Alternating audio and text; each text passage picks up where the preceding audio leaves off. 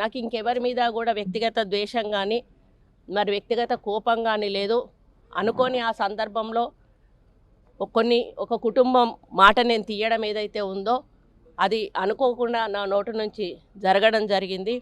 ఆ తర్వాత వారి ట్వీట్ చూసిన తర్వాత నేను కూడా చాలా బాధపడ్డాను. ఎందుకంటే ఏ విషయంలో నేనైతే బాధపడతా ఉన్నానో ఆ విషయంలో నేను ఇంకొకరిని నొప్పించాను అని తెలిసి రాత్రి వెంటనే మరి దాన్ని వెనక్కి తీసుకుంటూ నేను ట్వీట్ చేయడం జరిగింది. కాబట్టి నాకు జరిగిన అవమానం, నేను పడ్డ బాధ ఇంకొకరు పడకూడదు అనేటువంటి ఒక ఆలోచనతోటి నేను బేషరతుగా దాన్ని వెనక్కి తీసుకోవడం జరిగింది.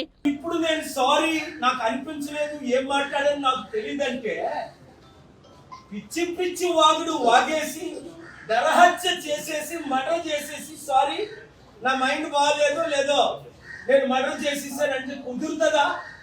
ఇప్పుడు సమంతకి ఎంత హ్యూమిలియేషన్, సమంతకి ఎంత డిస్ట్రెస్. ఇదే అమెరికాలో అయితే 8,000 కోట్లు $1 బిలియన్ చిన్న యాక్సిడెంట్ జరిగితే $1 బిలియన్ జడ్జిమెంట్స్ ఉన్నాయి. లీగల్ ప్రాసిక్యూషన్ అంటే క్రిమినల్ ప్రాసిక్యూషన్, డిఫమేషన్, ఇవన్నీ ప్రిపేర్ చేశాను ఆల్రెడీ.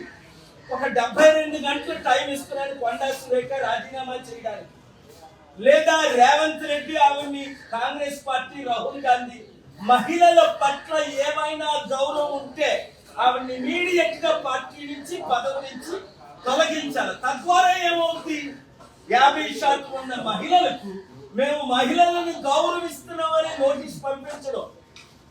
మీకు చిత్తశుద్ధి బయట లేకపోయినా ఉన్నట్టేనా వ్యవహరించండి. కనుక చాలా సెక్షన్స్ ప్రకారం డెఫినేషనే కాదు, క్రిమినల్ ప్రొసీడింగ్స్ కాదు, చాలా సెక్షన్స్ ఉన్నాయి. అవన్నీ నేను తర్వాత మాట్లాడతాను. 72 గంటల్లో కొండా సురేఖ రాజీనామా చేయాలి. 2, సమంత పేరుతో వాళ్ళ కుటుంబం అన్నది సమంతకి ఇంటికెళ్ళి అపాలజీ చెప్పాలి, నాగార్జున ఇంటికెళ్ళి అపాలజీ చెప్పాలి, నాగార్జున భార్యకి చెప్పాలి. వారి కుటుంబాలు నేను ఎప్పుడు కలలేదు, నాకు తెలియదు. అలాగే నాగార్జున కొడుకు వేరేదో నాగా చైతన్య, తనకి అపాలజీ చెప్పాలి, తక్షణమే రాజీనామా చేయాలి.